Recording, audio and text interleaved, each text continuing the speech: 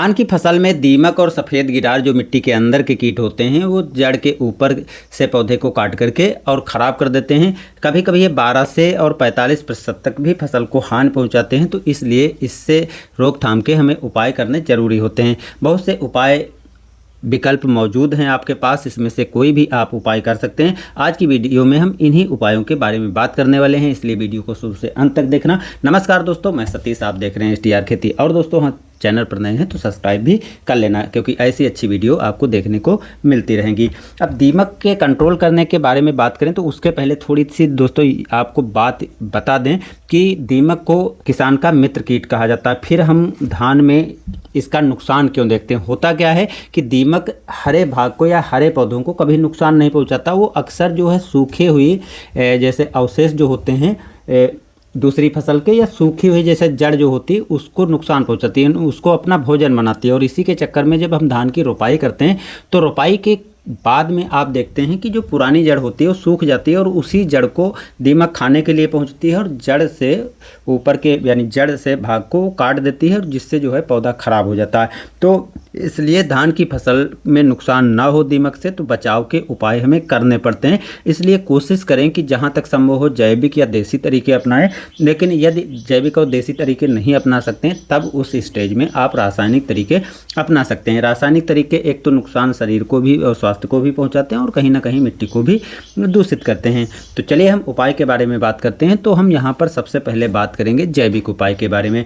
जैविक उपाय में बिवेरिया बैसियाना जो होती है इसको हम गोबर की सड़ी हुई कंपोस्ट खाद के साथ मल्टीप्लाई करके और खेत में डाल सकते हैं। रोपाई के पहले, रोपाई के बाद, किसी भी टाइम में इसको डाला जा सकता है। बशर्ते ध्यान रखना है कि ये ऑर्गेनिक उपाय है और एक ऐसा उपाय है जिसको आप रासायनिक दवाओं के साथ, उर्वरकों के साथ में नहीं यूज कर सकते हैं। तो अगर आप इस दवा को डाल रहे हैं तो कम से कम रासायनिक उर्वरकों या दवाओं को डालने का 15 से 20 दिन का पहले और बाद में अंतर जरूर होना चाहिए, तभी ये दवा अच्छे से दीमक पे कंट्रोल करती है। अब इसके अतिरिक्त जो है नीम की खली को भी आप ले सकते हैं। 20 से 25 किलोग्राम प्रति एकड़ नीम की खली को डाला जा सकता है और जिससे दीमक पर काफ़ी हद तक कंट्रोल किया जा सकता है। रोपाई करने के पहले से लगा करके और किसी भी टाइम पर आप नीम की खली को डाल सकते हैं और दीमक से काफ़ी हद तक बचाव कर सकते हैं। तीसरा उपाय है कि नीम की जो निमौली आती है उसको भी आप सुखा करके या छोटे छोटे टुकड़े या पीस करके और खेत में डाल सकते हैं। 10 से 15 किलोग्राम मात्रा यदि आप 1 एकड़ में डाल देंगे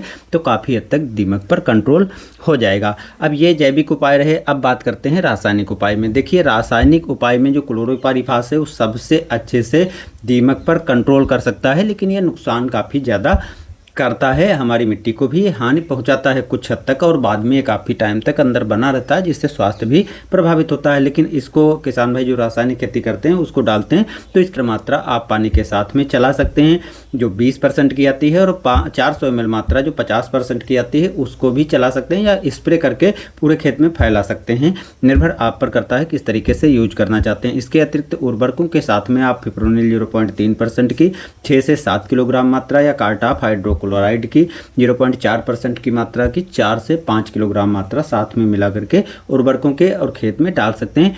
थोड़ी बहुत नमी होनी जरूरी है, बाकी पानी थोड़ा बहुत रहता है, तब भी ये दवाएं काफ़ी अच्छे से दीमक पर कंट्रोल कर लेती हैं। अब बात करते हैं देसी उपाय में। देसी उपाय बहुत पुराने समय से किसान भाई यूज कर रहे हैं और काफ़ी सक्सेस भी उपाय हैं। इसमें से पहला जो देसी उपाय है, जो मक्के की हांडी होती है, जैसे जो मक्के से हम दाने निकाल लेते हैं और दाने के बाद जो अवशेष बचता है उसके छोटे छोटे टुकड़े करके और 1 एकड़ में 5 घड़े जो 4 कोने में और एक बीच में रखने के लिए यूज कर सकते हैं। और उसमें आधी हांडी और आधा कच्चा गोबर भर करके और ऊपर से किसी कपड़े से बांध करके आप गड्ढों को बना लीजिए खेत में और वहीं पर इसको रख दीजिए और आधा इंच से 1 इंच तक ऊपर बाहर निकला रहना दीजिए, जिससे जो है दीमक आसानी से पहुंच जाए। और अगर उसके नीचे पानी भी होता है तब भी आपके घड़े में पानी ना भरे और 15 दिन के बाद इन घड़ों को आप निकाल करके बाहर निकाल देंगे तो सारी दीमक खेत की इसी में जमा हो जाएगी, जो आसानी से दीमक को कंट्रोल करने का बहुत अच्छा उपाय है और किसी तरह का कोई नुकसान नहीं पहुंचता है। इसको भी ऑर्गेनिक खेती करने वाले किसान भाई काफ़ी ज़्यादा यूज करते हैं। दूसरा तरीका है जो हींग होती है, तो हींग को थोड़ी सी मात्रा को लेकर के पोटली में बांध लें और जिस कोने से आप सिंचाई करते हैं तो पानी के साथ में उस पोटली को वहीं पर टांग दें। धीरे धीरे पूरे खेत में फैल जाएगी और दीमक जो है काफ़ी हद तक कंट्रोल हो जाएगी। अगर आप सिंचाई नहीं करते हैं, खेत में ऑलरेडी पहले से ही थोड़ा बहुत पानी बना रहता है, तो आप स्प्रे जैसे इसका घोल तैयार करके और टंकी में भर करके स्प्रे भी कर सकते हैं, जिससे पूरे खेत में फैल जाएगी। तो इसकी सुगंध से ही दीमक जो है नीचे मिट्टी के चले जाएगी या खेत छोड़ करके भाग जाएगी। इसके अतिरिक्त डिटर्जेंट पाउडर जो आता है उसकी 500 ग्राम मात्रा लेकर के, और जब आप खेत की सिंचाई करें तो एक खेत में थोड़ा थोड़ा चला करके और पूरे खेत में आप फैला सकते हैं। जो डिटर्जेंट पाउडर होता है जब दीमक के संपर्क में आएगा दीमक को मार देता है और इससे किसी तरह का और दूसरा नुकसान नहीं होता है। इसके साथ साथ सफ़ेद गिटार को भी काफ़ी आसानी से कंट्रोल किया जा सकता है। इसके अलावा एक उपाय और है कि अगर आप के पास मक्के की हांडियाँ नहीं हैं तो आप उसकी जगह पर गुड़ को भी यूज कर सकते हैं। बाकी सेम प्रोसेस वही करनी पड़ेगी और इस तरीके से भी दीमक से काफ़ी हद तक अपने खेत को और अपनी फसल को बचा सकते हैं। तो बस दोस्तों, आज की वीडियो इतनी ही। जानकारी कैसी लगी कमेंट में ज़रूर बताइएगा और इसमें से आप कौन उपाय करते हैं ये भी कमेंट में बता सकते हैं। मिलते हैं नए वीडियो के साथ। धन्यवाद।